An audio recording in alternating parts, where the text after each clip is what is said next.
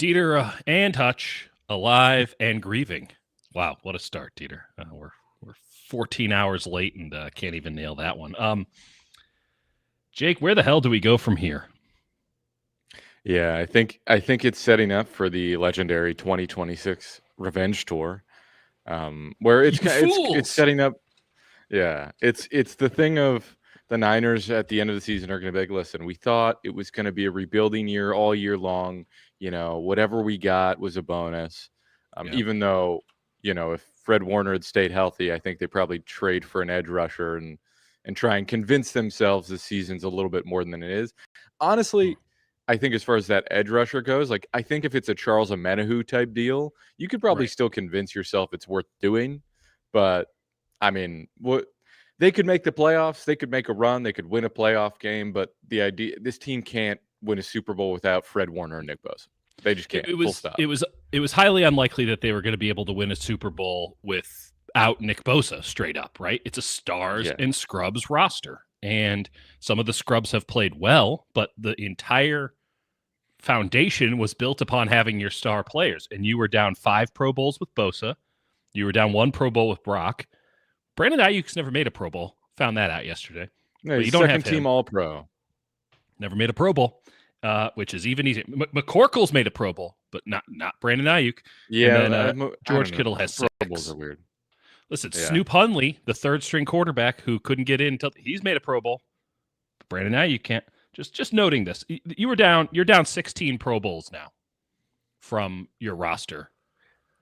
I'm going to say that that's going to be an issue moving forward for this team. And yes, you get Brock back, and yes, you get Tony makes a great point. Yeah, Jake Brendel, alternate Pro Bowler, one of the all-time, and I think great things. Banks, maybe they were both alternate Pro Bowlers.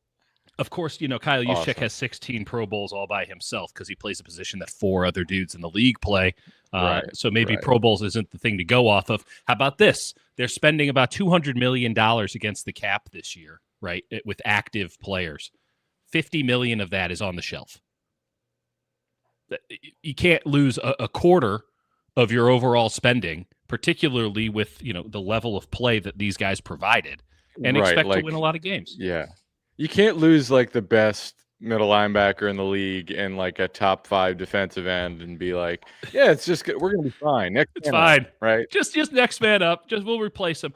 By the way, for everybody, and I went in on this a couple weeks ago when Bosa went out. For everybody who said it'd be so much worse if Fred went out, I don't know why you're so worried about Bosa being out. It'd be so much worse if Fred went out. Are you happy now? You got what you wished for. Is your point been made? Because you saw the second half of this game. They held on for a smidge. It's something where it's like I liked what Tatum Bethune did. I'm going to call him a stud, maybe the only one I had, and I don't even really know that he was a stud because coverage, they just got destroyed. But he brought like a level of physicality and competence and aggression that was required after that I thought was impressive. That said, Tatum Bethune's been impressive. Like we talked about him in the preseason. Tatum Bethune for the first year. Is this his second or third year? I apologize. Second. I want to say second. Yeah, second year because he came in with Bernardo from FSU last year, I think. And he was awful in training camp, in preseason. Anytime you saw him, you're like, this guy's too small, not good enough. It was a tough look. Not that quick, and you're like, well, but he's got a real spirit to him. And then you go, he's a 7th-round pick. If you have to cut him at some point, what's the big deal? But they really believed in what's between the ears with Tatum Bethune, and they believed that energy could play up if you cleaned up a lot of the messes in his game. Yeah. And he's never going to be a true, bona fide, build the defense around him, starting caliber middle linebacker. But credit to the 49ers defensive staff. They turned him into a viable backup, and they're going to play him a lot from here on out, and you could be in a worse situation. I've seen this team be in a worse situation. Yeah, but I think the reality is like he can play well. He can't like the amount that Fred Warner communicates on the field, the amount that he organizes pre and post snap and cleans up for when people fuck up post snap. Like obviously, it's to state the obvious. Like, there's no replacing Fred Warner. But you could just see and the coverage. And I talked about it in my column, like the secondary, it's so many young guys. It's 4 guys that are first or second year guys, and it's like the upside's huge, but they're getting a lot more complex assignments this year than they did last year. Right. Going And to a cover 6, having coverage 7, 8, busts, 9 team. Yeah. multiple coverage busts a game, and you saw them just get attacked. Like, and I think this defense is gonna just have a really hard time the rest of this season, especially in pass coverage, especially if they can't get pressure on the quarterbacks. And they got a few pressures. You know, Mike Hill closed aside a few times, and I still think they're going to be able to get a little bit of pressure. But it's asking a lot to communicate on the back end. And that said, I think they should keep playing complex coverages and try and set up next year for like what they actually want to run, because okay, it's not going to work this year, but nothing's going to work this year at this point, right? Can I give you they're a 4-2 and they're 3-0 in the division, but like you're not going to reach what you want to reach.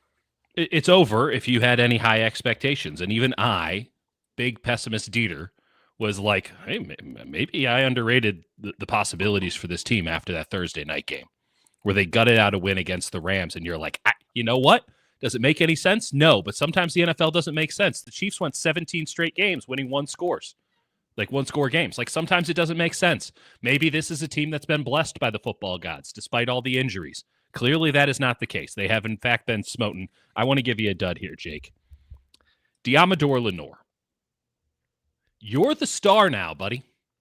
How about we do a little bit better job communicating to our young secondary what the play is? Because the coverage busts had a lot to do, not all of them, but a lot of them that I saw from just broadcast had a lot to do with Diamador Lenore not taking somebody or not handing somebody up. It seemed to me, again, not knowing the plays, but understanding the concepts of what they try to run, that Diamador Lenore was not being the alpha of that secondary.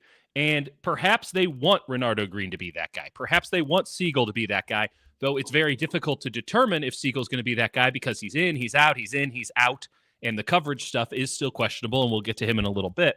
But Diamador Lenore talks a very big game, and I appreciate that about any football player, especially a defender. You have to have Jair Brown levels of confidence, irrational levels of confidence. It's time to back it up now because you're the star on this defense now, and you have not played like a star once this entire season. Not once. You have not, to the point where it appears to me, ignorant Dieter, that they have said, Renardo Green, you're in fact cornerback 1, and we're just going to do what we can to make sure that Diamador Lenore doesn't burn us with his over-aggression, his gambling, and what now appears to be his general lack of understanding of the concepts being run. That's where I stand on Diamador Lenore. I'm not saying anything. He's got a C on his jersey. He's got to up his game. Yeah. In that situation, I need more from Diamador Lenore when it comes to leadership, communication. I didn't see any of it on first watch. Yeah, and he had a bad penalty too. Cool suplex though. So cool. I know. It's tough because like so much of what made him great was what we talked about was playing nickel, and like losing that. I feel like he's lost a little bit of his identity of just playing outside corner. I mean, when I asked him about it, he seemed sad. Like I was like, it's ridiculous. He was the one asking to go outside. He was asking to go outside repeatedly. It was part of his contract as far as I know. Now I can't say that definitively, but it's certainly I mean, I find that situation to be peculiar. Sorry. It does feel odd. It does feel like the whole moving positions thing sort of, took some off him. I'm going to get to this super chat from Maurice real quick. The O-line is so bad. I have no clue why they insist on not really investing in the line. One lineman a year is not enough. Okay, let's just get to – I mean, we're doing studs and duds, but let me just get to what I texted Dieter before the show. They got to – this is the year where it's like, all right, this is no longer working. They've been able to, for a long time, get away with mediocre players and mediocre production and – pulling it together over the course of a season and like things starting to click where the run game starts working, everyone's in sync, and you're not producing at an elite level outside of like Trent Williams or Joe Staley, but everyone else is fine, right? For the most part. Yeah. What you saw, and again, I'm only through a little bit, But like they suck. We all saw it. We all saw it. They suck They so bad. they're like you watch, and I think Nevin was mentioning it earlier that he was like watching the start of it. And you watch like Trent Williams like go down on one knee and like lose all of his leverage. He can't deal with power. The knee's clearly not right. Like he can handle most things, but like power, he's really struggling to anchor. He really, really struggles with that. And then you watch like Brendel, buddy, when he's helping, he's half-assing it a lot of the time. Like it looks like that one play where Vita Vea split Brendel and Pooney. And It's you're Vita like, Vea. It's Vita you're Vea. like, no, I know, but like you guys have a 2-on-1. Like maybe there's no one else coming. Maybe let's give full effort against Vita Vea and not have like one arm out and sort of be like, he's by us. What happened? You're like, there's no one else looping around. Everyone else is in coverage, and and again, this is deference to Vita Vea, who's incredible. I'm just saying, it was like the approach to Vita Vea and that situation, and not really being locked in. Pooney's been struggling since the knee injury. McKivitz is like mostly good, but got worked last week. He had a bad rep, and then like Colby, I don't think is the answer. And so what I'm going to say is Colby's got the groin injury, though. I mean. Correct. You need to find a replacement, I think, for Brendel. I know he knows the system and all that. I think you need someone who can get out in space with like aggression, and you're putting a lot on your centers. I think you need some serious athleticism at that position, and you need to get another guard, and you need to draft some sort of tackle. I don't care what it is, but like I think this offseason is one where you really have to attack the offensive line and do it seriously. Okay. I can't disagree with that because they're bad, right? But I do think that there is a structural component to this that needs to be brought up. Look at what's happening with the Eagles, right? Their offensive line sucks. Saquon can't run it. And I want to talk about CMC in a little bit, but we'll put a pin in that for now. You have everybody but Brendel injured. I will give you this. Brendel's calling card his entire career has been that he is smaller, more nimble, more athletic, right? You don't actually hear that much about the 49ers coaches talking about how smart Brendel is. Now, he is clearly of the caliber, but like no one views him as a supercomputer able to recognize anything. Like he's good enough at that. His thing is that he can get out in space, move, and that he makes clever plays, smart plays. I'm with you in that. I think the athleticism zapped. I think that you could have made the case last year that it was zapped, but it's obviously zapped now because he can't do the one thing he's good at, which leaves him in positions to do a lot of the things that he's really, really bad at and has always been bad at.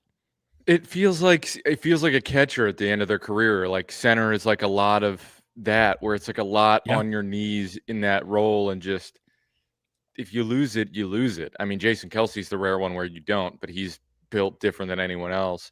I just think fundamentally, like.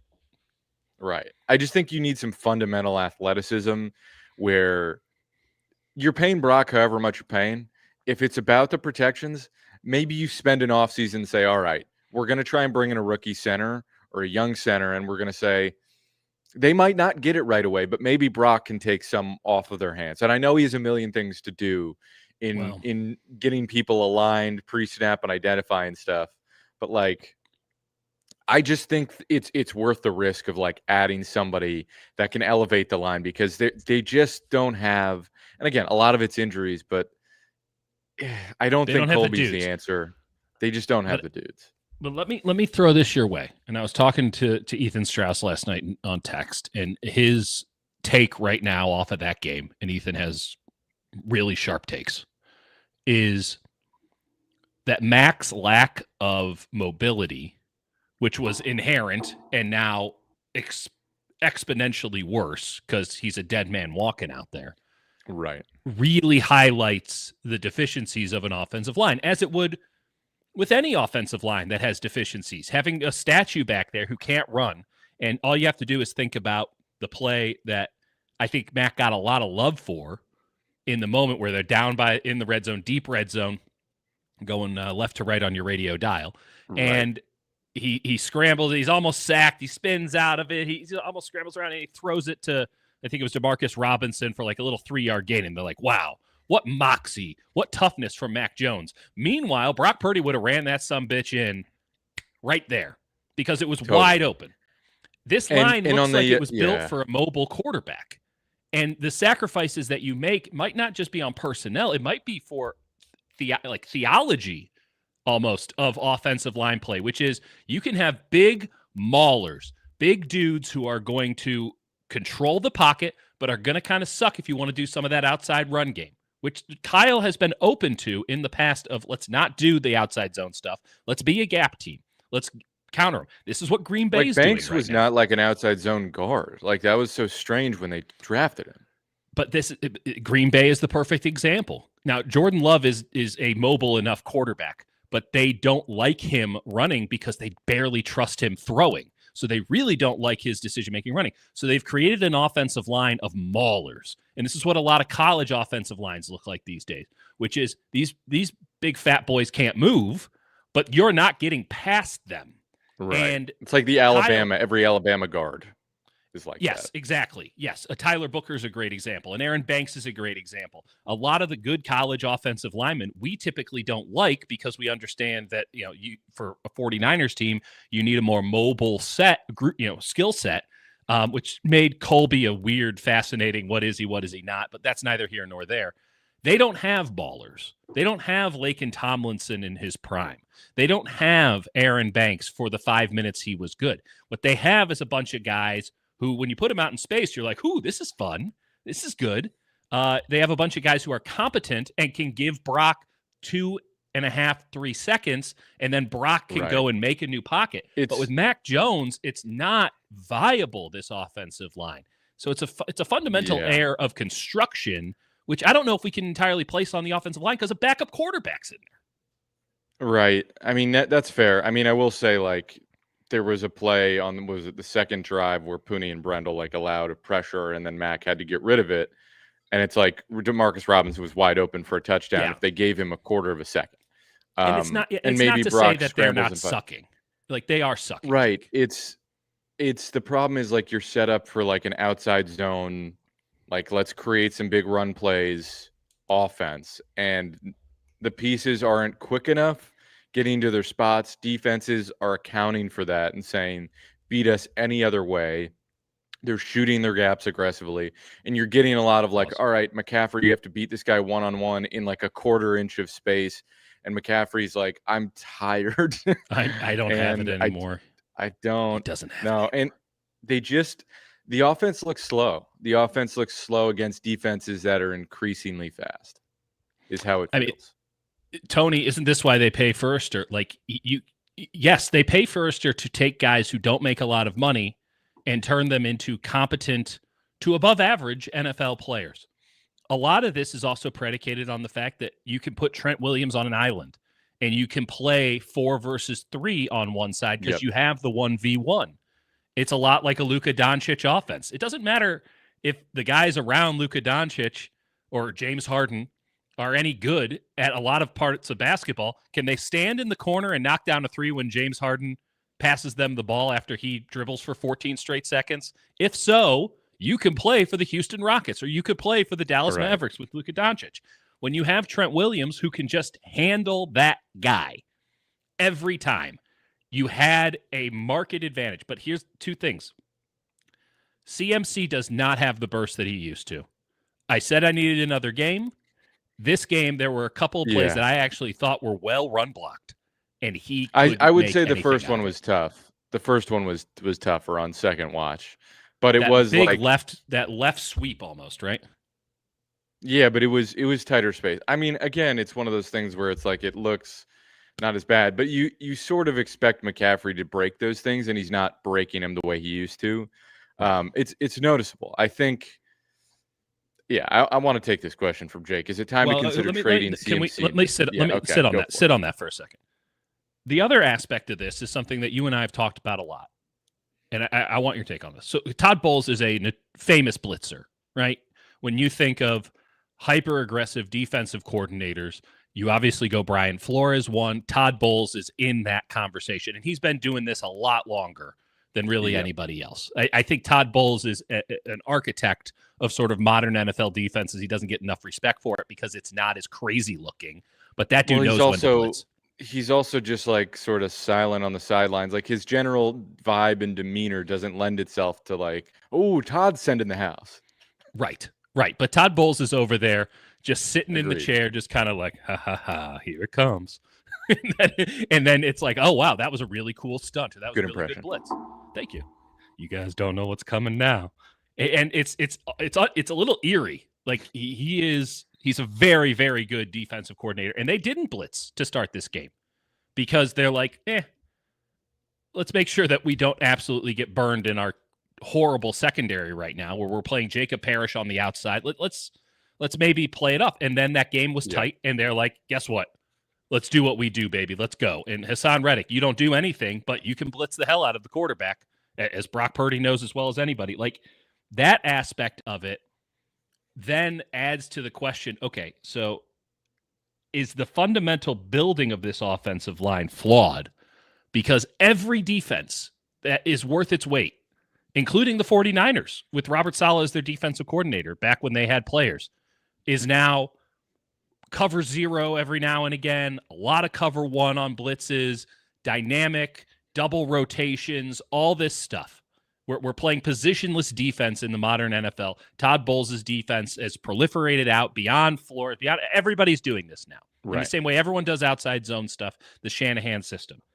Is this kind of offensive line capable of handling things like that? Because I know it's proliferated to counter so much of what Shanahan and his disciples want to do on offense. Obviously they're not good. It can't be as simple as that. There has to be a schematic thing too. It feels like schematically they're behind the curve. Yeah, I mean, I think the construction of the line is like okay, but it's like once your linchpin has a knee injury at age 37 and he can't anchor anymore and struggles in one-on-ones, you go, oh shit. And then your right guard who like you're like, oh, he's going to help clean everything up. He's struggling. And you're like, what do? We just have a rookie left guard and then all right, McKivitz, you're the only thing. It's a line that's supposed to be good enough, and when the part that elevates it from bad to good enough, which is Trent Williams, right, is just not himself. I don't know. It's not like a fundamental roster construction issue because they've allocated dollars where they think makes sense, and Firster has been supportive of that.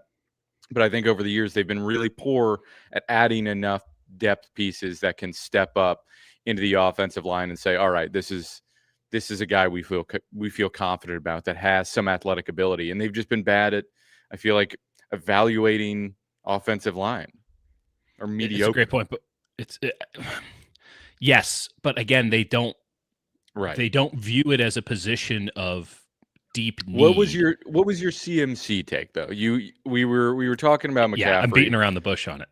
He doesn't have the explosion. It looks like 2024. He doesn't have the explosion.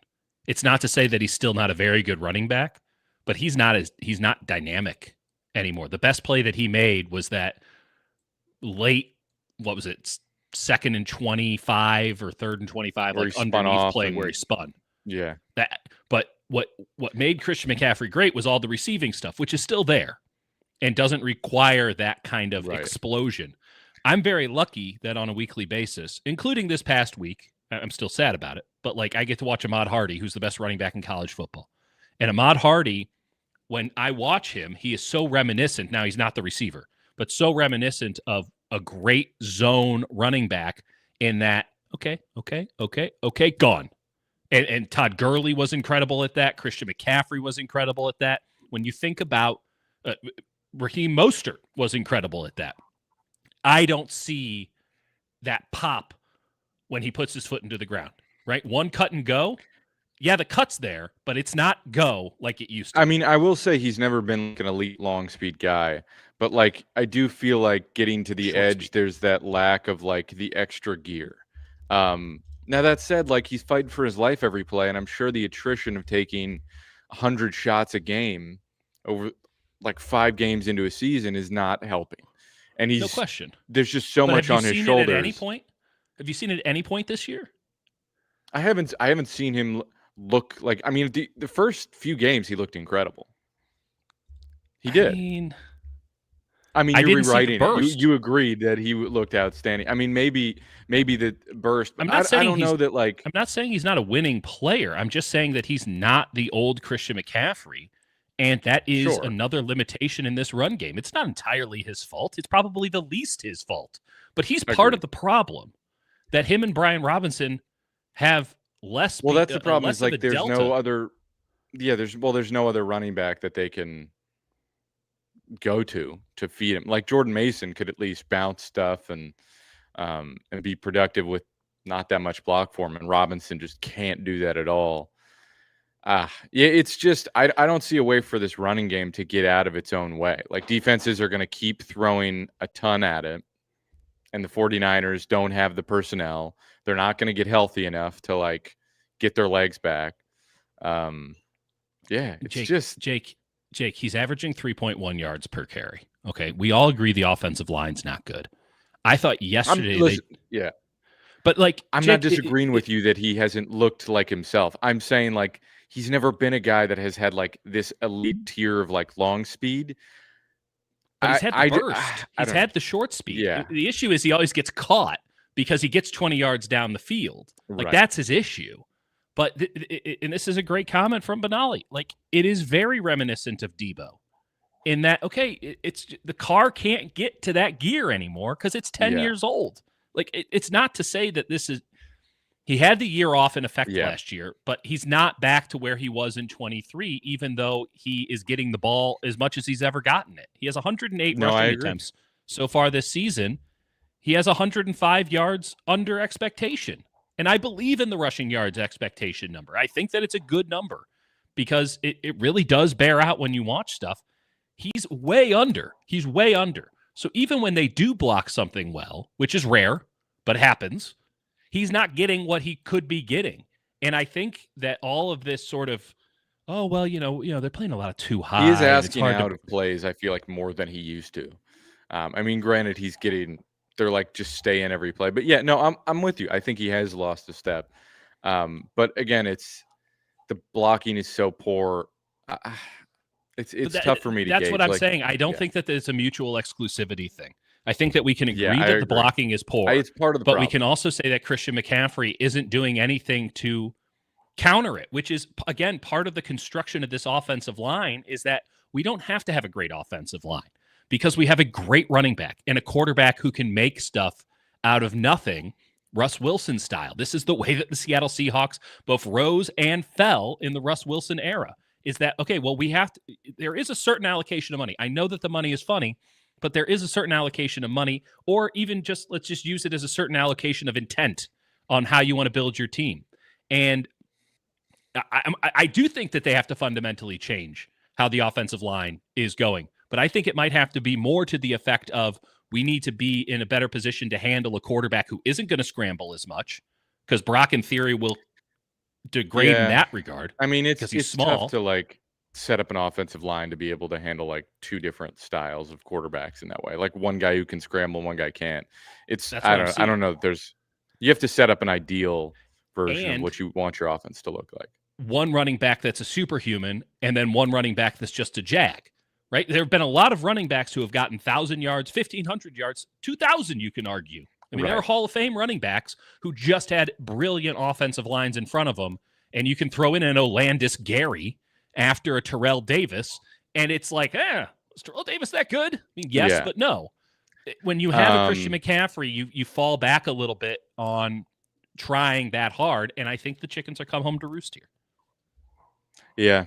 I mean, yeah, I think Kyle has always been too differential towards his top back and just saying we're going to ride him, and that's what our offense is. And he's been incredibly effective. So, like, I don't know if I can blame him, but he also – as a receiver. I don't know. But, like, he grew up with, like, the run Terrell Davis 1,000 times a year and still sort of believes to his core that running backs should be able to run the ball 1,000,000 times a season. I also think that there's part of this where Kyle's like, maybe he just kind of in the same way we talk about Jake Brendel year after year, like maybe the next play is the one where he looks like Christian McCaffrey again. And once he gets over that hump, whether it be mental or physical, but once he gets over that, now we're off to the races, baby. And so he has to keep trying. Again, I'm sorry to keep going back to Mizzou, but like Eli Drinkwitz, who runs a lot of the same stuff, was like, we have to be stubborn with the run game against Alabama.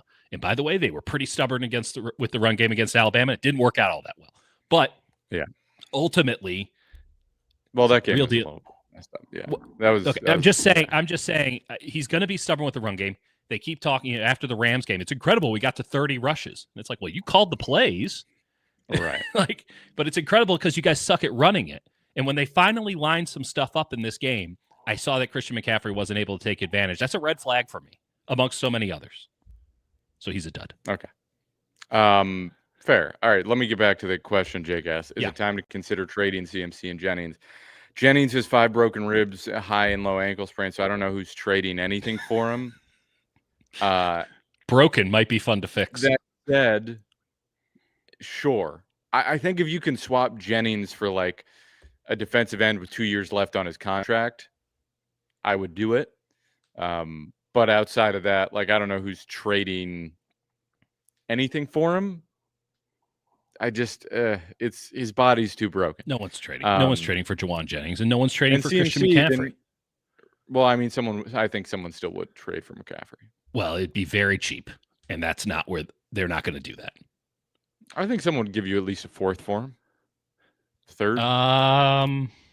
I think they would. Especially when it's like, we're not going to ask you to play every single down. I think they absolutely would. Let me see. I just searched CMC OTC, and thanks to the power of Google, it's like $10 million bucks. He has no guaranteed salary the remainder of his contract, but there is a lot of dead cap stuff.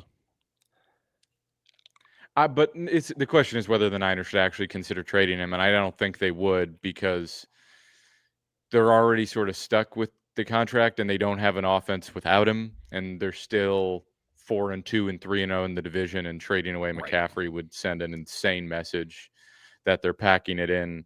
That's a white flag trade. I don't think you can trade. You can trade Jennings, because Jennings somehow, and again, it's because of injury, but somehow has been replaced by Kendrick Bourne, who was both a stud and a dud in this past game. All the Kendrick Bourne stuff that we just absolutely loathe, incredible. All the Kendrick Bourne stuff that people who watch the game on YouTube love showed up. I mean, it was just the full Kendrick Bourne experience, and frankly, it's exhausting. Where he literally he runs the wrong route. He had an illegal shift or an illegal formation. Doesn't block. Just doesn't block. False start. Doesn't block, and then goes for like 240 and 50-yard catches, and you're like, I hate this. This is exhausting to watch. By the way, I think he does mean 5 broken ribs. No, I mean, it's not to say that they're like shattered. I watched that shot and him go down on the sidelines against Jacksonville, and that looked like he shattered some ribs. He also has 2 ankle sprains. He has a high ankle sprain and a low ankle sprain, which is not as bad as what happened to Fred Warner's ankle, but sounds like at least Fred Warner's ankle, and I hate to do this, it's not fair, but like at least there's some finality there. Like, how do you ever come back from a high? I had a high ankle sprain 10 years ago that I still feel every day. It doesn't ever heal. No. That's Trent. Trent has had that ankle issue for like 3 years now. It just doesn't ever get right. And Trent was so, but again, when you're talking with the Trent, and same thing with Christian McCaffrey, you're talking about a player who is so much better than everybody else that he had room to drop. And it's again, not to say that Trent, who is not playing well by his standards, but is playing well by normal people's standards. Correct. Or Christian McCaffrey, who is not playing well by his standards, but is playing well by normal running back standards. Like, that's the difference. Again, stars and scrubs roster, your stars aren't looking like stars, or they're injured, and your scrubs haven't stepped up to say, hey, actually, we're the guys now. Let's do this thing. Yeah. 808. 808 Niner. This is Kyle's best coaching job ever, but I'm convinced he won't win a Super Bowl. Trent's on his last legs. The rest of the line is offense. The rest of the line is awful. They don't address it in the draft and have no replacement for Trent. I think that's a pretty reasonable take. I think Kyle is probably doing his best coaching job ever. And, I think they're going to try and reload for next year, but I'm not like convinced it's going to work out because then it's right. You're working with Trent another year older, McCaffrey another year older, Kittle another year older, Bosa and Warner coming off of like brutal injuries. Like you're really going to be ready to go. Altering. No, unquestionably career-altering injuries.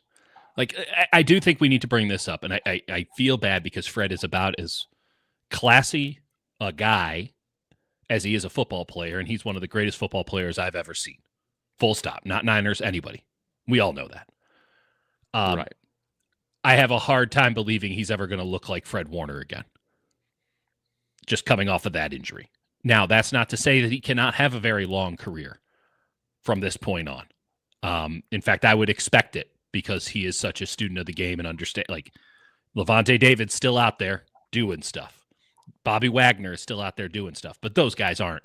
Age took it away from those guys. This injury might take it away from Fred before age can get him. If anyone can prove me wrong on that, it's Fred Warner.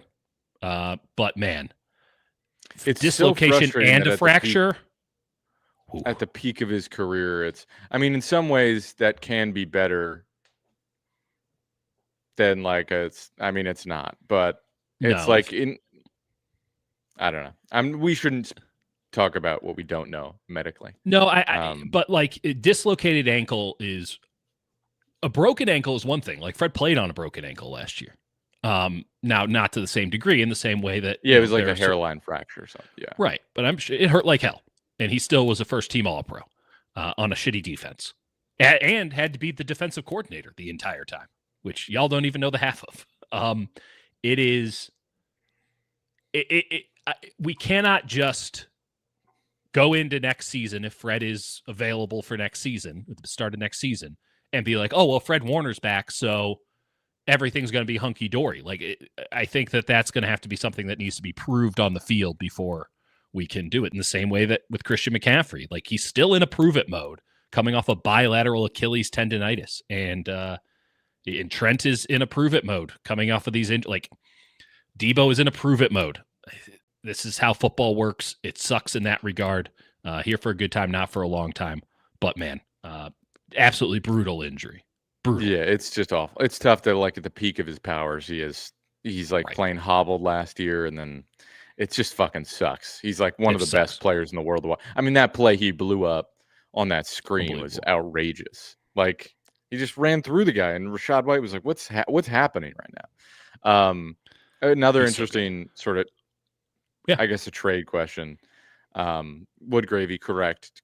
Bourne is a stud and a dud every single game simultaneously. And I think that's the right way to phrase it, because some people no, he was good. It's did you see the rest of what he did? Which is he gets his own category. Forget how to, he's his studs, duds, and Kendrick Bourne. And then the real deal says better to train him to the Giants. There is something to be said for the second Mac is no longer the starting quarterback and Pearsall's back. Trade Bourne. Let's also just say the second that someone takes away that 8 route for Mac, it's kind of over. He had 345 yards passing? Were 270 of them off of that 8 route from the X receiver? I think so. I know. I think that's what the one insight Romo had on the game. He's take that away and they have nothing. Stop. Keep running it until they take it away. And I guess Tampa was a good team to do that against. By the way, going back to the Todd Bowles thing, how did Mac get burned twice? One of them was Kendrick Bourne just deciding to do whatever it is he wants, which you can do when you have Brock Purdy as a quarterback and he can make himself some time. You cannot be creating choice routes out of thin air with Mac. Yeah, and Mac held on to the ball a little bit longer than he usually does in this game. And listen, when I go through it, because we've abandoned the studs and duds thing, but it's it was hard for me to find a lot of studs. It was Luke Gifford was a dud, Jordan Elliott is a dud, Pooney, Williams, probably Juwan Jennings, even though Juwan had one nice catch. But you can't get in a fight with the head coach on the sidelines in the first half, then come out with a hold and an OPI, and then go, I have a broken rib. Can we talk about that OPI? Sorry. Sorry, 5. We should give him the deference he deserves because 5. he is a great football player when he's healthy.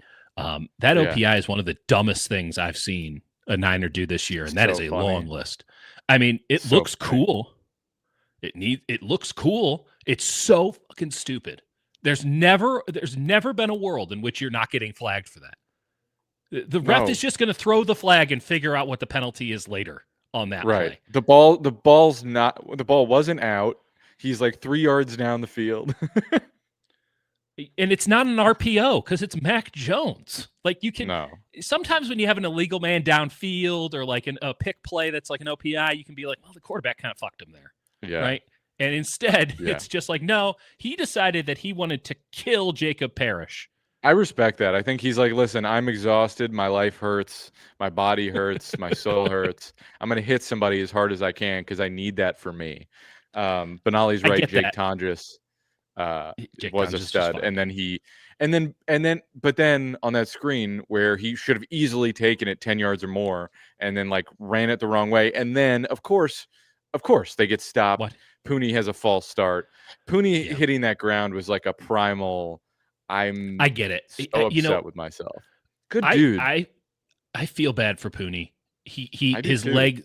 Imagine trying to play offensive line with one knee. Like they are leaving him out there to die, and he is not experienced enough as an NFL player to figure out how to work around these things. Now that again. That's his responsibility, but he's a second-year player who got thrown into the fire and has been a vital member of this.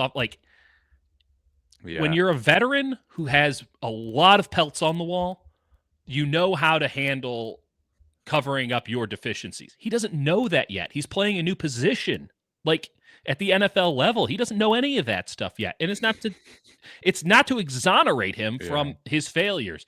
But he injured that knee on field goal blocking against the Raiders, re-aggravated in week 1, and it's just getting worse. He spends so many times, he's doing snow angels on the ground on half of the plays. It's tough. Did Brian Callahan get fired? Hold on. Stop the show. Tony says Brian Callahan got fired. Is that correct? Yes, he is out as of 4 minutes ago, per Adam Schefter. 6 minutes ago per Rap Sheet. Rap Sheet with the win. You know how hard it is to get canned that early into a year? Second year. With like a rookie quarterback for the owner to go, oh nope. This guy let's end this now.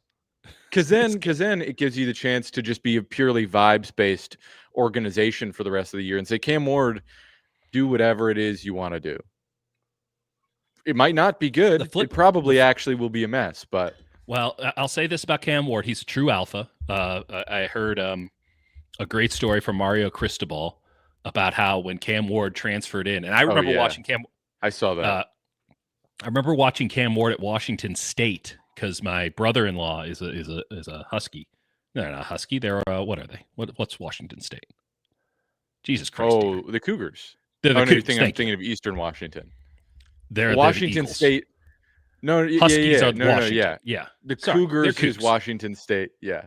At the Palouse. They're Cougs in the Palouse. Because Cougar Gold. Cougar Gold Chiefs. Cougar Gold. Right. Okay. And that's a great thing to be known for. So I remember watching him there and being like, oh, yeah, this guy's the truth. And I get a lot of things wrong. I've nailed two quarterbacks in a row. Last year, press box, second week of the season, I go, Fernando Mendoza is the best quarterback in college football. And people are like, the Cal guy? Y'all see it now.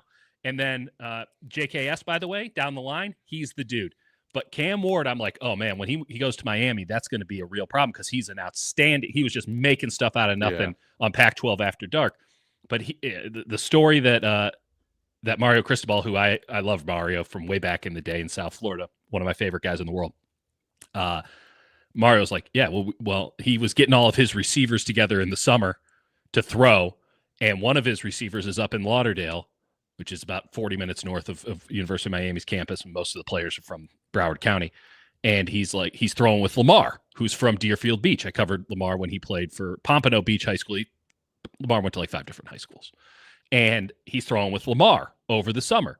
And he's like, nah, man, I can't come down. I'm throwing with Lamar. And he goes, well, I hope Lamar is going to throw to you in the regular season because I ain't going to fucking throw to you if you don't get your ass down here. And that guy showed up. So, like, I believe in Cam Ward, who has been authentic and forthright and alpha since he's gotten here. A thing to note with Brian Callahan, and then we'll actually talk about the team that people want to talk about.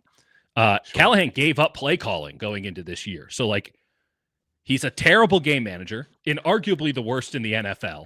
Some of the stuff he's done this year is just like Kyle Shanahan couldn't even imagine doing that, and Kyle's bad at this.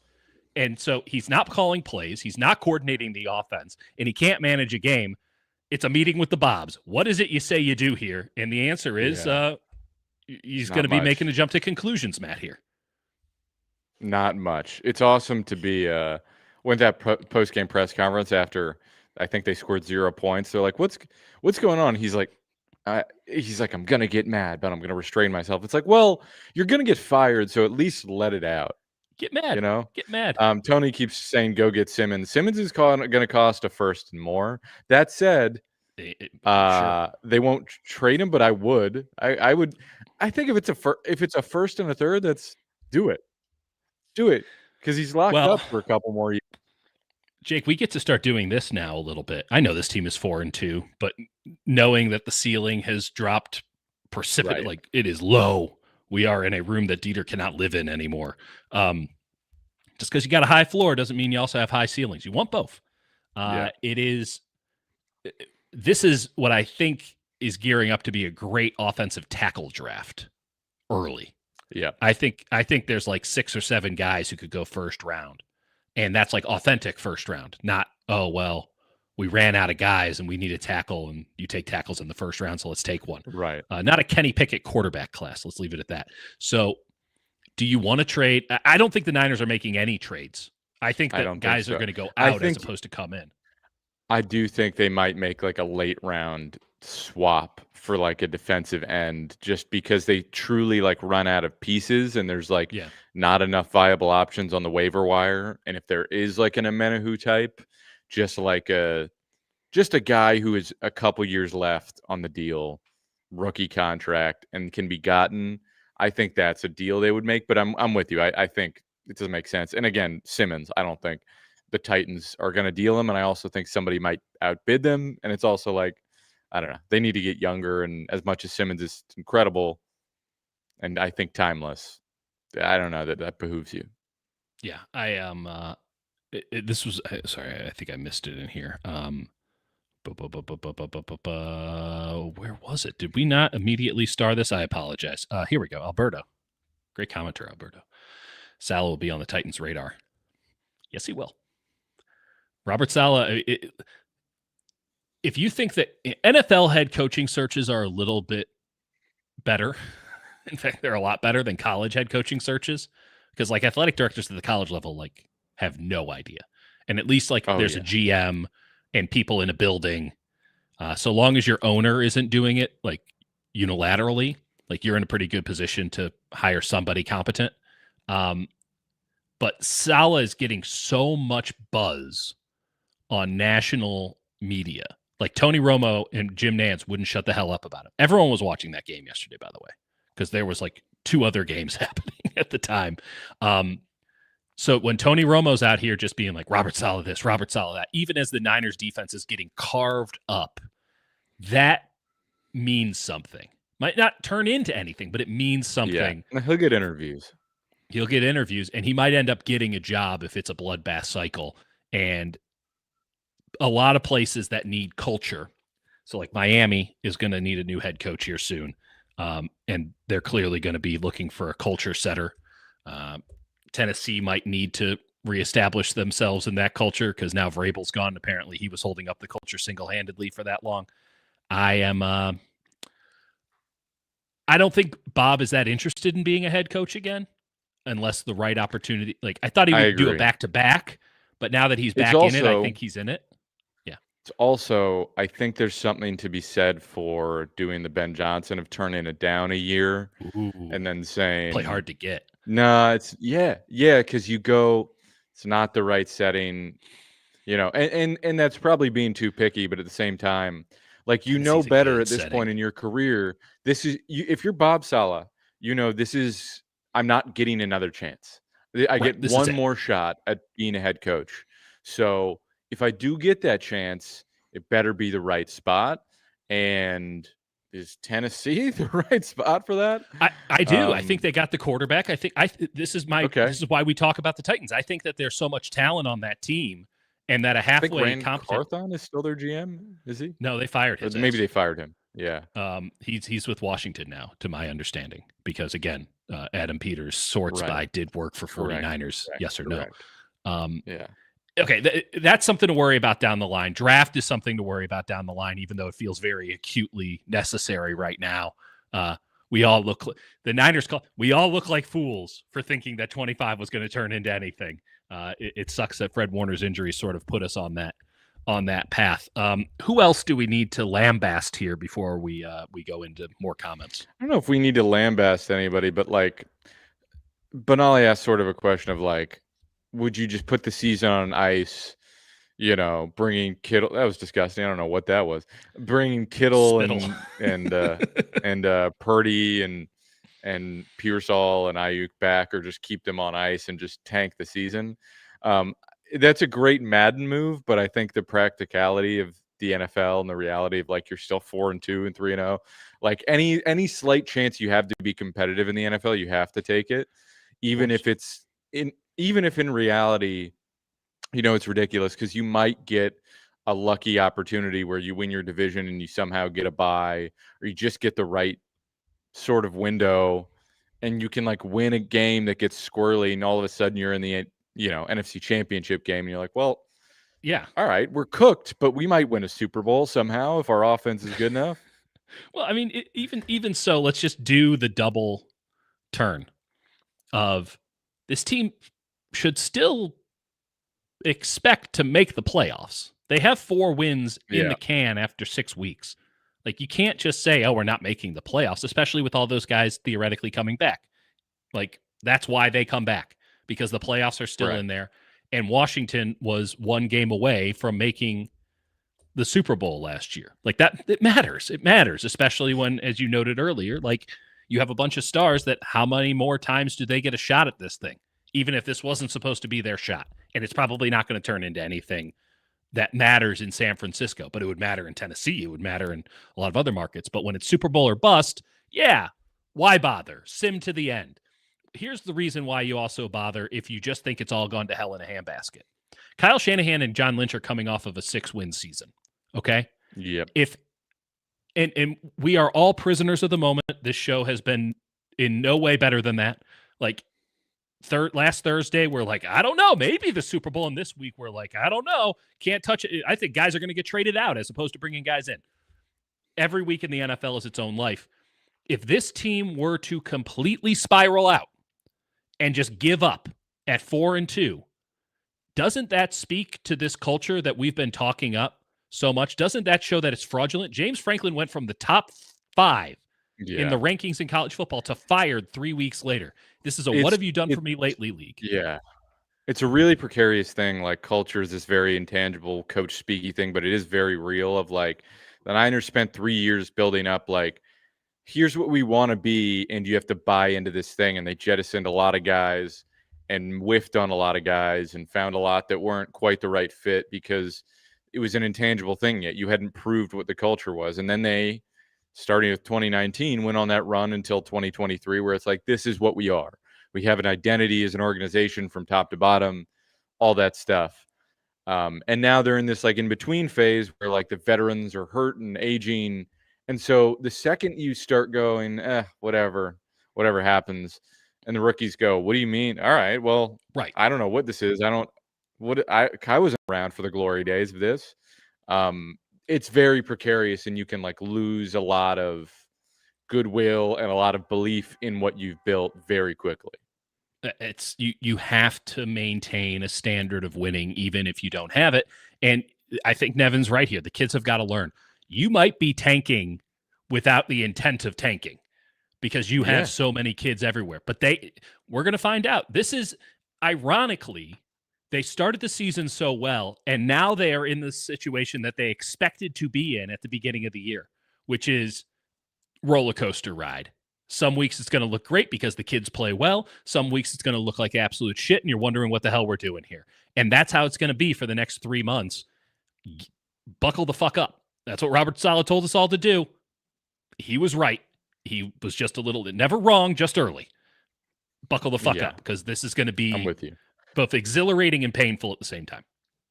Yeah, one more before we get out of here. Benali, if those guys are at 80%, shouldn't they wait until they're actually healthy? Like running out an 80%. It's tough because no one's actually at 100%. But like, yeah, I'm with you. Like with Kittle, like wait till he's like 85, 90%, wait until he's like feeling good as he's going to feel. Because he's not going to get a lot of rest. There's no rest until week 14. Which is like the rare time where you're like, oh, the late bye week is killing us. Brutal. For once they could have used an early one. Honestly, this team's kind of wishing that they got an international game so that they would get the bye week afterwards. And it's like, that mini bye did nothing. It did nothing for them. All the guys that missed that mini bye, save for Jennings, still out. Did nothing. No, they were all just lying around on doctors' tables with internal bleeding for 3 days, and then they're like, all right, let's go play football. This is happening, by the way. I don't have that on good authority. He has to play at this point. Right? If he doesn't, Luke Gifford's not doing the job. Yeah, if he doesn't play, that's pretty damning. That's really damning. Yeah. Nick Martin should absolutely play. I don't, yes. What is there to lose? Let the kids play. Let's see what they got. And legitimately, in a situation where you don't, and you mentioned this is a great call by you a couple weeks ago, in a situation where Bosa's out and you need to manufacture some pass rush, there is a world where Nick Martin is a guy who can really help you there. And the way they're using Gifford basically as an extra defensive end, Martin can't hold up against a block in the same way, but Gifford's not adding anything. So yeah, Gifford isn't actually setting the edge. So yeah, I would absolutely do that. Just see what happens. A stud, unquestionably a stud, Eddie Pinheiro. Man, yeah. How good is Jake Moody? No one kicks the ball straighter. He's got every time. There's like no wiggle on it at all. It's straight. Even if he misses, it's dead straight. Yeah. There's maybe you want the power fade because there's a little more, but like with these K balls, did you see the guy from Cincinnati kicked a 67-yarder yesterday? They got wiped out. Yeah. Brutal. Nevin, Martin's gonna have to play special teams again. Pretty damning. Get much worse, I guess. That you can't do 70. Can't get a 75th overall pick to be an impact player on special teams, and you're rolling out so much Gifford yesterday. I know that Tampa likes to run 2 tight end sets, but they're not really 2 tight end sets because Otten never stays in blocks. Like so much Gifford, so much pain. Yeah, absolutely brutal. Let's shout out 88 Niner for becoming a member. Looking forward to talking to you guys. Well, yeah, and by the way, this was still members only from when we switched it. Which is also always an absolute pleasure. Shout out the Seattle Mariners. Go Mariners. Yeah, we're all big M's fans here. Actually, I'm in a weird spot because I've spent a lot of time in Toronto. You might see me. I sometimes wear my I like the Blue Jays, but you got to root for the M's. We were going crazy at the Kurtenbach House, and actually it was me because everyone went to sleep. But we're big fans of the M's. Yeah. Anybody but the Dodgers.